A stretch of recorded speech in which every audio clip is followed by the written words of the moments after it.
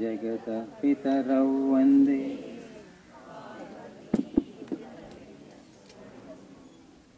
वागर्धाविव सम्पृक्तौ वागर्धप्रतिपत्तये जगतः पितरौ वन्दे पार्वती परमेश्वरौ वागर्धाविव सम्पृक्तौ वागर्धप्रतिपत्तये जगतः पितरौ वन्दे पार्वती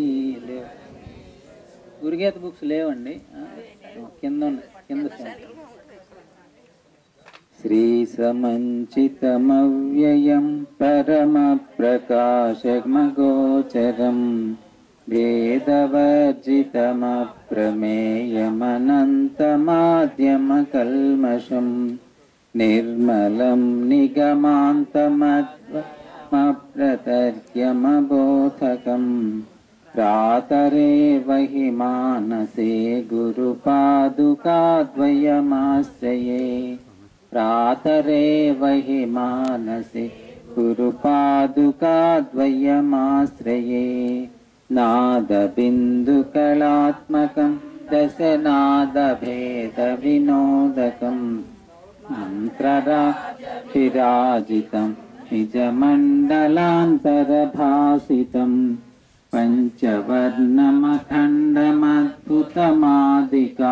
पञ्चवर्णमखण्डमद्भुतमादिकारणमच्युतं प्रातरेव हि मानसे गुरुपादुकाद्वयमाश्रये प्रातरेव हि मानसे गुरुपादुकाद्वयमाश्रये व्योमवद्बहिरन्तरस्थितमक्षरं निखिलात्मकम् केवलं परिशुद्धमेकमजन्महि प्रतिरूपकं ब्रह्मतत्त्वविनिश्चयं निरतानुमोक्षसुबोधकं प्रातरेव हि मानसे गुरुपादुकाद्वयमाश्रये प्रातरेव हि मानसे गुरुपादुकाद्वयमाश्रये बुद्धिरूपमबुद्धिकं कृतयैककूटनिवासिनं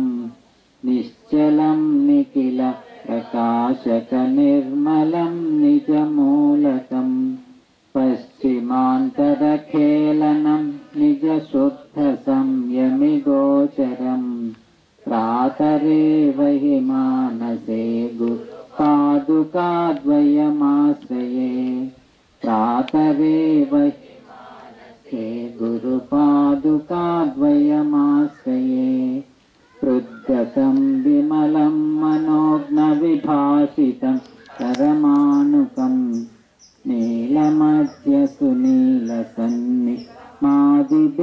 नीलमध्यसुनीलसन्निमादिबिन्दुनिजांशुकं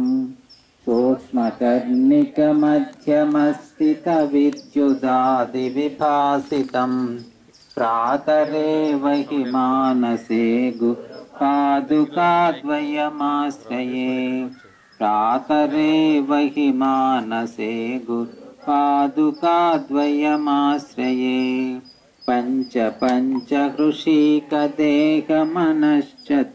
पञ्चपञ्चहृषीकदेहमनश्चतुष्कपरस्परं पञ्चभौतिककामश समीरशब्दमुखेतरम् पञ्चकोशगुणत्रयादिसमस्तधर्मविलक्षणं प्रातरेव हि मानसे गुरुपादुकाद्वयमाश्रये प्रातरेव हि मानसे गुरुपादुकाद्वयमाश्रये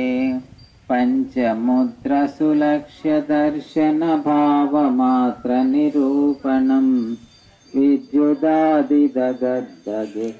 शुचिर्विनोदविवर्धनं चिन्मुखान्तरवर्तिनं विलसद्विलासममायकं प्रातरेव हि मानसे गुरुपादुकाद्वयमाश्रये प्रातरेव हि मानसे गुरुपादुकाद्वयमाश्रये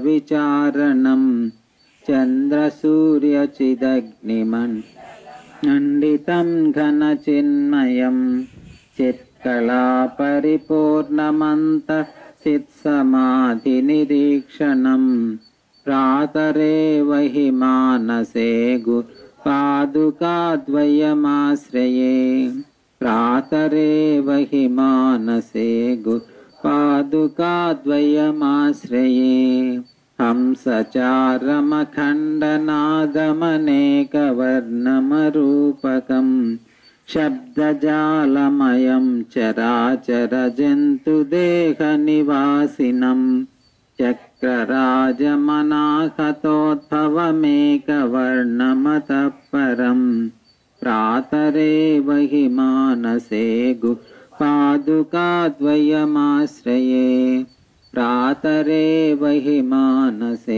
गुरुपादुकाद्वयमाश्रये जन्मकर्मविलीनकारणहेतुभूतमभूतकं जन्मकर्मनिवारकं रुचिपूरकं भवतारकं नामरूपविवर्जितं निजनायकं शुभदायकं प्रातरेव हि मानसे गुरुपादुकाद्वयमाश्रये प्रातरेव हि मानसे गुरुपादुकाद्वयमाश्रये तप्तकाञ्चनदीप्यमानमहाणुमात्रमरूपकं चन्द्रिकान्तरतारकैरवमुज्ज्वलं परमास्पदं नीलनीरदमध्यमस्थितविद्युदादिविभासितं प्रातरेव हि मानसे गुरुपादुकाद्वयमाश्रये प्रातरेव हि मानसे गुरुपादुकाद्वयमाश्रये स्थूलसूक्ष्मसकारणान्तरखेलनं परिपालनं विश्वतैजसप्राज्ञचेतमन्तरात्मनिजांशुकं सर्वकारणमीश्वरं निटलान्तरालविहारकं प्रातरेव हि मानसे गुरुपादुकाद्वयमाश्रये प्रातरेव हि मानसे गुरुपादुकाद्वयमाश्रये प्रातरेव हि मानसे गुरुपादुकाद्वयमाश्रये हृदयकमलमध्ये निर्विशेषं निरीहं हरिहरविधिवेद्यं योगिभिर्ध्यानगम्यं जननमरणभीतिभ्रंशि सच्चित्स्वरूपं सकलभुवनबीजं श्रीमेहर्चैतन्यमीडे सकलभुवनबीजं श्रीमेहर्चैतन्यमीडे सकलभुवनबीजं श्रीमेहर्चैतन्यमीडे अचिन्त्याव्यक्तरूपाय निर्गुणाय गुणात्मने समस्तजगदाधार मूर्तये ब्रह्मणे नमः नमामि सद्गुरुं शान्तं प्रत्यक्षं शिवरूपिणं शिरसा योगपीठस्थं मुक्तिकामार्थसिद्धिदं यस्य देवे परा भक्तिः यदा देवे तथा गुरौ तस्यैते कथिता व्याप्ताः प्रकाशन्ते महात्मनः यो गुरुः स शिवः प्रोक्तो यः शिवः स गुरुः स्मृतः विकल्पं यस्तु पूर्वीत स नरो गुरुकल्पकः दुर्लभं त्रिषु लोकेषु तच्छृणुष्व वदामि ते गुरुब्रह्म विना नान्यः सत्यं सत्यं वदानने जपस्तपो व्रतं तीर्थं यज्ञो दानं तथैव च गुरुतत्त्वमविज्ञाय सर्वं व्यर्थं भवेत् प्रिये गुरुबुद्ध्यात्मनो नान्यत् सत्यं सत्यं वरानने कल्लाभार्गं प्रयत्नस्तु कर्तव्यश्च मनीषिभिः गूढा विद्या जगन्माया देहश्चाज्ञानसम्भवः विज्ञानं यत्प्रसादेन कुरुशब्देन कथ्यते यदङ्घ्रिकमलद्वन्द्वं द्वन्द्वतापनिवारकं तारकं भवसिन्धोश्च तं गुरुं प्रणमाम्यहं सर्वतीर्थावगाहस्य सम्प्राप्नोति फलं नरः गुरोः पादोदकं पीत्वा शेषं शिरसि धारयेत् शोषणं पापपङ्कस्य दीपनं ज्ञानतेजसः गुरोः पादोदकं सम्यक् संसारार्णवतारकम् अज्ञानमूलहरणं जन्मकर्मनिवारकं ज्ञानवैराग्यसिद्ध्यर्थं गुरोः पादोदकं पिबेत् गुरोः पादोदकं पानं गुरोरुच्चिष्टभोजनं गुरुमूर्तिः सदा ध्यानं गुरोर्नाम सदा जपः स्वदेशिकस्वैवचनामकीर्तनं वेदनन्तस्य शिवस्य कीर्तनं स्वदेशिकस्वैवचनामचिन्तनं भवेदनन्तस्य शिवस्य चिन्तनं यदनुग्रहमात्रेण शोकमोहौ विनश्यतः तस्मै श्रीदेशिकेन्द्राय नमोऽस्तु परमात्मने काशीक्षेत्रं निवासश्च जाह्नवीचरणोदकं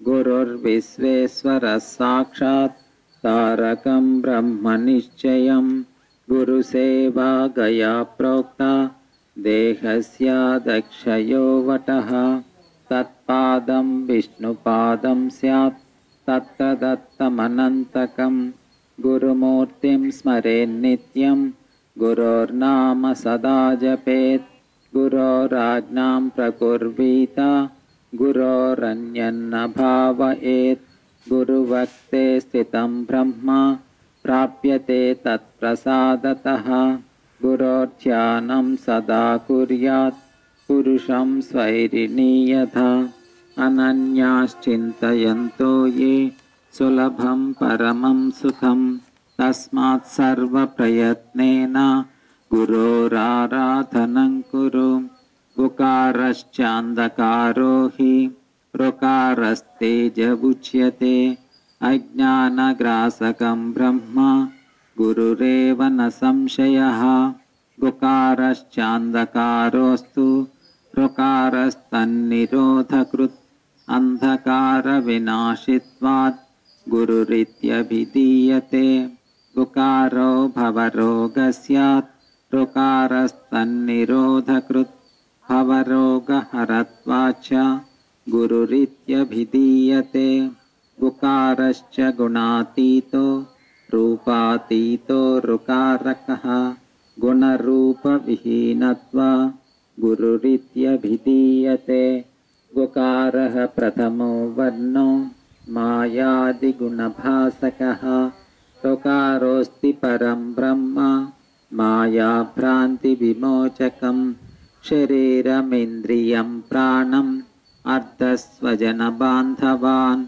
आत्मदारादिकं सर्वं सद्गुरुभ्यो निवेदयेत् गुरुरेको जगत्सर्वं ब्रह्म विष्णुशिवात्मकं गुरोः परतरं नास्ति तस्मात् सम्पूजयेत् गुरुं स्वाश्रमं च स्वजातिं च स्वकीर्तिं पुष्टिवर्धनम् एतत् सर्वं परित्यज्य गुरुमेव समाश्रयेत् कर्मणा मनसा वाचा सर्वदाराधयेत् गुरुं दीर्घदण्डं नमस्कृत्य निर्लज्जो गुरुसन्निधौ यस्य स्मरणमात्रेण ज्ञानमुत्पद्यते स्वयं स एव सर्वसम्पत्तिः तस्मात् सम्पूजयेत् गुरुं गुरुर्ब्रह्मा गुरुर्विष्णुः गुरुर्देवो महेश्वरः गुरुसाक्षात् परब्रह्म तस्मै श्रीगुरवे नमः। अज्ञानतिमिरान्धस्य ज्ञानाञ्जनशलाकया चक्षुरुन्मीलितं येन तस्मै श्रीगुरवे नमः। अखण्डमण्डलाकारं व्याप्तं येन चराचरं तत्पदं दर्शितं येन तस्मै श्रीगुरवे नमः। स्थावरं जङ्गमं व्याप्तं यत्किञ्चित् सचराचरं तं पदं दर्शितं येन तस्मै श्रीगुरवे नमः। चिन्मयं व्यापितं सर्वं त्रैलोक्यं सचराचरम् असित्वं दर्शितं येन तस्मै श्रीगुरवे नमः। निमिषान्निमिषार्धाद्वा यद्वाक्याद्वै विमुच्यते स्वात्मानं शिवमालोक्य तस्मै श्रीगुरवे नमः। चैतन्यं शाश्वतं शान्तं व्योमातीतं निरञ्जनं नादबिन्दुकलातीतं तस्मै श्रीगुरवे नमः। निर्गुणं निर्मलं शान्तं जङ्गमं स्थिरमेव च व्याप्तं येन जगत्सर्वं तस्मै श्रीगुरवे नमः। त्वं पिता त्वं च मे माता त्वं बन्धुस्त्वं च देवता संसारप्रीतिभङ्गाय तस्मै श्रीगुरवे नमः। यत्सत्त्वेन जगत्सर्वं यत्प्रकाशेन भाति तत् यदानन्देन नन्दन्ति तस्मै श्रीगुरवे नमः। येनेदं दर्शितं तत्त्वं चित्तचैत्यादिकं तथा जाग्रत्स्वप्नसुषुप्त्यादि तस्मै श्रीगुरवे नमः। येन चेतयताहीदं चित्तं चेतयते नरः जाग्रत्स्वप्नसुषुप्त्यादि तस्मै श्रीगुरवे नमः। यस्य ज्ञानमिदं विश्वं न दृश्यं भिन्नभेदतः सदैकरूपरूपाय तस्मै श्रीगुरवे नमः। न निरोधो न चोत्पत्तिः न बद्धो न च साधकः न मुमुक्षुर्न वै मुक्तः इत्येषा परमार्थता। यस्य ज्ञातं मतं तस्य मतं यस्य न वेदसः अनन्यभावभावाय तस्मै श्रीगुरवे नमः। यदज्ञानान्मतं भूयात् न मतं यस्य वेदनात् तद्ब्रह्मदर्शितं येन तस्मै श्रीगुरवे नमः। यस्मै कारणरूपाय कार्यरूपेण भाति यत् कार्यकारणरूपाय तस्मै श्रीगुरवे नमः। नानारूपमिदं विश्वं न केनाप्यस्ति भिन्नता कार्यकारणरूपाय तस्मै श्रीगुरवे नमः।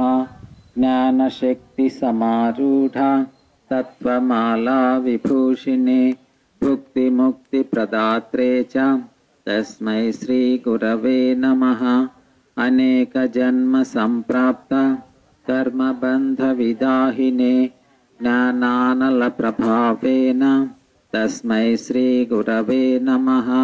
शोषणं भवसिन्धोश्च दीपनं क्षरसम्पदां गुरोपादोदकं यस्य तस्मै श्रीगुरवे नमः।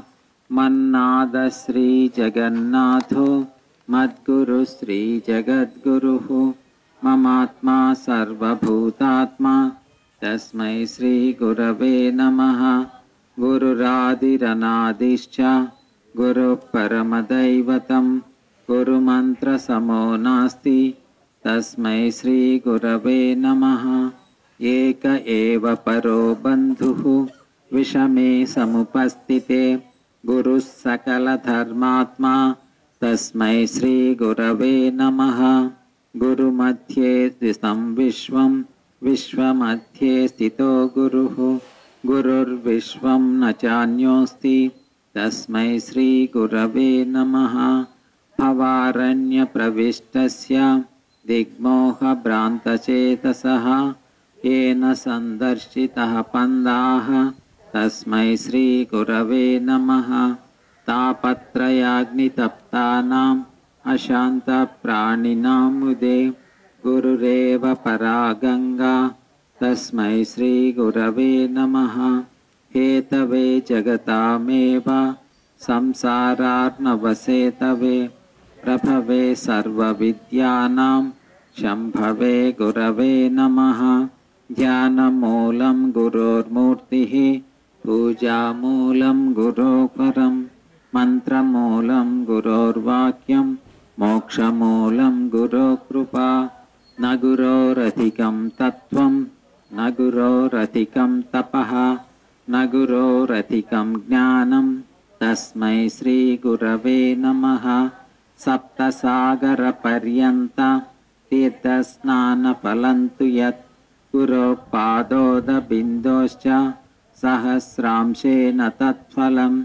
शिवेरुश्चे गुरुस्त्राता गुरौनुश्चेन कश्चन लब्ध्वा कुलगुरुं सम्यक् गुरुमेव समाश्रयेत्।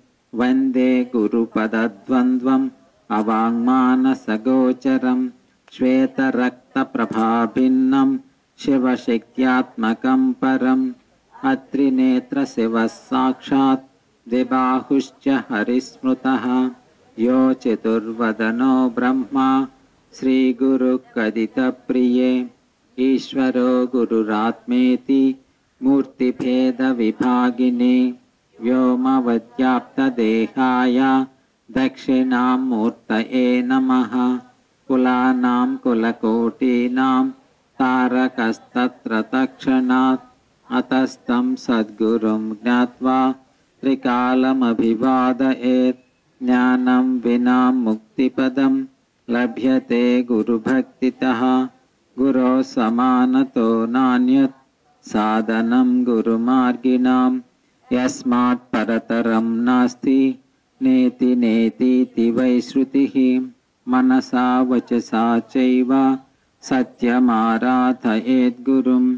श्रीमत्परं ब्रह्म गुरुं स्मरामि श्रीमत्परं ब्रह्म गुरुं भजामि श्रीमत्परं ब्रह्म गुरुं वदामि श्रीमत्परं ब्रह्म गुरुं नमामि। यस्यान्तं नादिमध्यं नैकरचरणं नामगोत्रं न सूत्रं नो जातिर्नैव वर्णं न भवति पुरुषो नो नपुंसं न च स्त्री नाकारं नो विकारं नहि जनिमरणं नास्ति पुण्यं न पापं नो तत्त्वं तत्त्वमेकं सहजसमरसं सद्गुरुं नमामि। ब्रह्मानन्दं परमसुखदं केवलं ज्ञानमूर्तिं द्वन्द्वातीतं गगनसदृशं तत्त्वमस्यादिलक्ष्यम्। एकं नित्यं विमलमचलं सर्वधी साक्षिभूतं भावातीतं त्रिगुणरहितं सद्गुरुं तं नमामि। हृदम्बुजे कर्णिकमध्यसंस्थे सिंहासने संस्थितदिव्यमूर्तिं ध्यायेद्गुरुं चन्द्रकलावतंसं सत्सित्सुखाभीष्टवरं दधानं। श्वेताम्बरं श्वेतविलेपपुष्पं मुक्ताविभूषं मुदितं द्विनेत्रं वामाङ्कपीठस्थितदिव्यशक्तिं मन्दस्मितं पूर्णकृपानिधानम्। आनन्दमानन्दकरं प्रसन्नं ज्ञानस्वरूपं निजबोधयुक्तं योगीन्द्रमीढ्यं भवरोगवैद्यं श्रीमद्गुरुं नित्यमहं नमामि। वन्दे गुरूणां चरणारविन्दे सन्दर्शितस्वात्मसुखावबोधे जनस्य ये जाङ्गलिकायमाने संसारहालाहलमोहशान्त्यै नित्यं शुद्धं निराभासं निराकारं निरञ्जनं नित्यबोधं चिदानन्दं गुरुं ब्रह्म नमाम्यहम्। किमत्र बहुनोक्तेन शास्त्रकोटिशतैरपि दुर्लभा चित्तविश्रान्तिः विना गुरुकृपां परां। दुर्लभो विषयत्यागो दुर्लभं तत्त्वदर्शनं दुर्लभा सहजावस्था सद्गुरो करुणां विना। आजीवितं त्रयस्सेव्या वेदान्तो गुरुरीश्वरः। आदौ ज्ञानाप्तये पश्चात् कृतघ्नत्वनिवृत्तये अद्वैतं भावये नित्यं सर्वावस्थासु सर्वदा। कदाचिदपि न कुर्यात् अद्वैतं गुरुसन्निधौ। अहं ब्रह्मास्मि वाक्यार्थबोधो यावद्दृढी भवेत् शमादिसहितस्तावत् अभ्यसेश्रवणादिकं। गुरुकार्यं न लङ्घेत न पृष्ट्या कार्यमाचरेत् न हुत्तिष्ठेद्दिशेनत्वात् गुरुसद्भावशोभितः। गुरूणां सदसद्वापि यदुक्तं तन्न लङ्घयेत्। कुर्वन्नाज्ञां दिवारात्रौ दासवन्निवसेद्गुरौ। नानृतं नाप्रियं चैव न गर्वं नापि वा बहु न नियोगपरं ब्रूयात् गुरोराज्ञां विभावयेत्। मन्त्रराजमिदं देवि गुरुरत्यक्षरद्वयं स्मृतिवेदपुराणानां सारमेव न संशयः। गुरुप्रसादतः स्वात्मनि आत्मारामनिरीक्षणात् समतामुक्तिमार्गेण आत्मज्ञानं प्रवर्तते। आब्रह्मस्तम्भपर्यन्तं परमात्मस्वरूपकं स्थावरं जङ्गमं चैव प्रणमामि जगन्मयं। परात्परतरं ध्याये नित्यानन्दकारकं हृदयाकाशमध्यस्थं शुद्धस्फटिकसन्निभं। स्फटिके स्फाटिकं रूपं दर्पणे दर्पणो यदा तथात्मनि चिदाकारम् आनन्दं सोऽहमित्युत। अपूर्वमपरं नित्यं स्वयं ज्योतिनिरामयं विरजं परमाकाशं ध्रुवमानन्दमव्ययम्। अगोचरं तथा गम्यं नामरूपविवर्जितं निःशब्दं तु विजानीयात् स्वभावात् ब्रह्म पार्वती। जीवः शिवः शिवो जीवः स जीवः केवलः शिवः। त्यजेदज्ञाननिर्माल्यं सोऽहं भावेन पूजयेत्। गुरुध्यानं तथा कृत्वा स्वयं ब्रह्ममयो भवेत्। पिण्डे पदे तथा रूपे मुक्तास्ते नात्र संशयः। पिण्डं कुण्डलिनी शक्तिः पदं हंसमुदाहृतं रूपं बिन्दुरिति ज्ञेयं रूपातीतं निरञ्जनम्। अकारेण बहिर्याति सकारेण विशेत् पुनः। हंस हंसेति यन्मन्त्रं जीवो जपति सर्वदा। गुरुध्यानेनैव नित्यं देही ब्रह्ममयो भवेत्। स्थितश्च यत्र कुत्रापि मुक्तोऽसौ नात्र संशयः। ज्ञानवैराग्यमैश्वर्यं यशस्वी स्वमुदाकृतं षड्गुणैश्वर्ययुक्तो हि भगवान् श्रीगुरुप्रिये। गुरुः शिवो गुरुर्देवो गुरुर्बन्धुशरीरिणां गुरुरात्मा गुरुर्जीवो गुरोरन्यन्यविद्यते।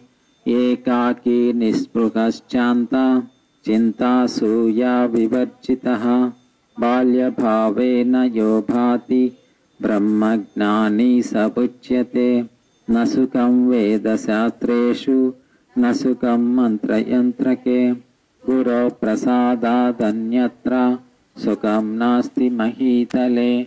एकमेवाद्वितीयोऽहं गुरुवाक्येन निश्चितः। एवमभ्यस्यता नित्यं न सेव्यं वैवनान्तरम्। अभ्यासानिमिषेणैव समाधिमधिगच्छति। ఆజన్మజనితం పాపం తక్షణాదేవ నశ్యతి స్వయం బ్రహ్మమయో భూత్వా తత్పరం చావలోకయేత్ తత్పరతరం నాన్యత్ సర్వగం తన్నిరామయం గురుభక్తిం సదా కుర్యాత్ శ్రేయసే భూయసే నరః గురురేవ శివస్తస్య నాన్య ఇత్యభవిశ్రుతిః శివపూజారతో వాపి విష్ణుపూజారతోऽథవా గురుతత్వవిహీనశ్చే తత్సర్వం వ్యర్థమేవ హి తస్మాత్ సర్వప్రయత్నేన సర్వసంగవివర్జితః విహాయ శాస్త్రజాలాని గురుమేవ సమాశ్రయేత్ నాస్తి ధ్యానసమం తీర్థం నాస్తి ధ్యానసమం తపః నాస్తి ధ్యానసమో యజ్ఞః తస్మాత్ ధ్యానం సమాచరేత్ గురుగీతామిమాం దేవి హృది నిత్యం విభావయ మహావ్యాధిగతైర్దుఃఖై సర్వదా ప్రజపేన్ముదా సర్వపాపప్రశమనం ధర్మకామార్థమోక్షదం యం యం చింతయతే కామం తం తం ప్రాప్నోతి నిశ్చితం గురుమంత్రో ముఖే యస్య తస్య సిద్ధ్యంతి నాన్యథా దీక్షయా సర్వకార్యాణి సిద్ధ్యంతి గురుపుత్రకే స ఏవ సద్గురుః సాక్షాత్ సదసద్బ్రహ్మవిత్తమః తస్య స్థానాని సర్వాణి పవిత్రాణి న సంశయః అధః సంసారిణః సర్వే గురుగీతా జపేన తు సర్వాన్ కామాస్తు భుంజంతి త్రిసత్యం మమ భాషితం సత్యం సత్యం పునః సత్యం ధర్మసారం మయోదితం గురుగీతా సమం స్తోత్రం నాస్తి తత్వం గురోపరం గురుర్దేవో గురుర్ధర్మో గురునిష్టా పరం తపః గురోపాతరం నాస్తి త్రివారం కథయామి తే గురుభావః పరం తీర్థం అన్యతీర్థం నిరర్థకం సర్వతీర్థమయం దేవి శ్రీగురో కరుణాంబుజం అభక్తే వంచకే ధూర్తే పాషండే నాస్తికాదిషు మనసాపి న వక్తవ్యా గురుగీతా కథాచన సర్వసందేహ సందోహ నిర్మూలన విచక్షణః జన్మ మృత్యుభయజ్ఞోయ స గురు పరమో మతః బహుజన్మ కృతాత్ పుణ్యాత్ లభ్యతే సౌ మహాగురుః లబ్ధ్వా ముం న పునర్యాతి శిష్య సంసార బంధనః ఏవం బహువిధా లోకే గురువః సంతి పార్వతీ తేషు సర్వప్రయత్నేన సేవ్యో హి పరమో గురుః అఖండైకరసం బ్రహ్మ నిత్యముక్తం నిరామయం స్వస్మిన్ సందర్శితం యేన సభవేదస్య దేశికః జలానాం సాగరో రాజా యథా భవతి పార్వతి గురూణాం తత్ర సర్వేషాం రాజాయాం పరమో గురుః ద్వైతాద్వైత వినుర్ముక్తః స్వానుభూతి ప్రకాశవాన్ అజ్ఞానాంధతమశ్చేత్త సర్వజ్ఞః పరమో గురుః యస్య దర్శనమాత్రేణ మనసః స్వాత్ప్రసన్నత స్వయం భూయాదృతిః శాంతిః స భవేత్ పరమో గురుః గురునామ జపాద్దేవి బహుజన్మార్జితాన్యపి పాపాని విలయం యాంతి నాస్తి సందేహమన్వపి శ్రీగురో సదృశం దైవం శ్రీగురో సదృశం పితా గురుధ్యాన సమం కర్మ నాస్తి నాస్తి మహీతలే బలం ధనం శాస్త్రం బాంధవా సోదరాయిమే మరణేనోపయుజ్యంతే గురురేకో హి తారకః కులమేవ పవిత్రం స్యాత్ సత్యం స్వగురుసేవయా తృప్త్యాసు సకలా దేవాః బ్రహ్మద్యా గురుతర్పణాత్ గురురేకో హి జానాతి స్వరూపం దైవమవ్యయం తజ్ఞానం యత్ప్రసాదేన नान्यथा शास्त्रकोटिभिः येन नाराधितो देवो यस्य नो गुर्वनुग्रहः न वश्यं हृदयं यस्य तस्य शान्तिर्न सिद्ध्यति स्वरूपज्ञानशून्येन कृतमप्यकृतं भवेत् तपोजपादिकं देवी सकलं बालजल्पवत् तस्मात् कैवल्यसिद्ध्यर्थं गुरुमेव भजेत् प्रिये गुरुं विना न जानन्ति मूढास्तः परमं पदं विद्यते हृदयग्रन्थिः छिद्यन्ते सर्वसंशयाः क्षीयन्ते सर्वकर्माणि गुरो कर्णया शिवे ईश्वरानुग्रहादेव पुंसामद्वैतवासना महाभयपरित्राण विप्राणामुपजायते क्षणं ब्रह्म अमस्मीति यः कुर्यादात्मचिन्तनं स सर्वपातकं हन्ति तमसूर्योदये यथा सर्वपापप्रशमनं सर्वोपद्रववारकं जन्ममृत्युहरं देवी गीताशास्त्रमिदं शिवे श्रुतिसारम् इदं देवी सर्वमुक्तं समासतः नान्यथा सद्गतिः पुंसां विना गुरुपदं शिवे अहमेव जगत्सर्वम् अहमेव परं पदम् एतज्ज्ञानं यतो भूयात् तं गुरुं प्रणमाम्यहम् नित्याय सत्याय चिदात्मकाय नव्याय भव्याय परात्पराय शुद्धाय बुद्धाय निरञ्जनाय नमोऽस्तु नित्यं गुरुशेखराय सच्चिदानन्दरूपाय व्यापिने परमात्मने नमः श्रीगुरुनाथाय प्रकाशानन्दमूर्तये नमस्ते नाद भगवन् शिवाय गुरुरूपिणे विद्यावतार संसिद्ध्यै श्रीकृतानेकविग्रह श्रीगुरुं परमानन्दं वन्दे ह्यानन्दविग्रहं यस्य सन्निधिमात्रेण चिदानन्दयते मनः नमोऽस्तु गुरवे तुभ्यं साजानन्दरूपिणे यस्य वागमृतं हन्ति विषं संसारसंज्ञकं संसारसागरसमुद्धरणैकमन्त्रं ब्रह्मादिदेवमुनिपूजितसिद्धमन्त्रं दारिद्र्यदुःखभवरोगविनाशमन्त्रं वन्दे भयहरं गुरुराजमन्त्रं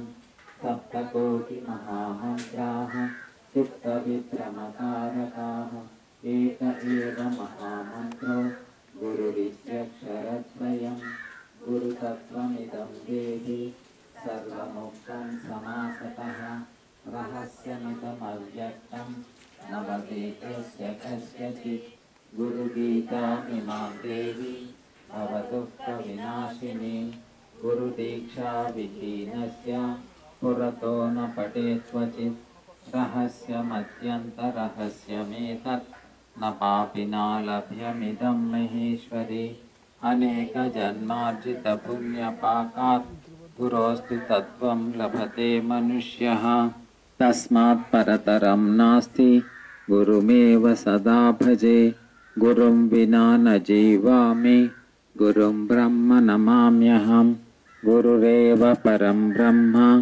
गुरुरेव परा गतिः गुरुरेव परा विद्या गुरुरेव परायणं गुरुरेव पराकाष्ठा गुरुरेव परं धनं यस्मात् तदुपदेष्टासौ तस्मात् गुरुतरो गुरुः गुरुरेव परं ब्रह्म गुरुरेव दयानिधिः तत्कृपालेशमात्रेण सर्वं सिद्ध्यति नान्यथा मङ्गलं गुरुदेवाय महनीयगुणात्मने सर्वलोकशरण्याय श्रीमहच्चैतन्याय मङ्गलं मङ्गलं गुरुदेवाय महनीयगुणात्मने सर्वलोकशरण्याय श्रीमहच्चैतन्याय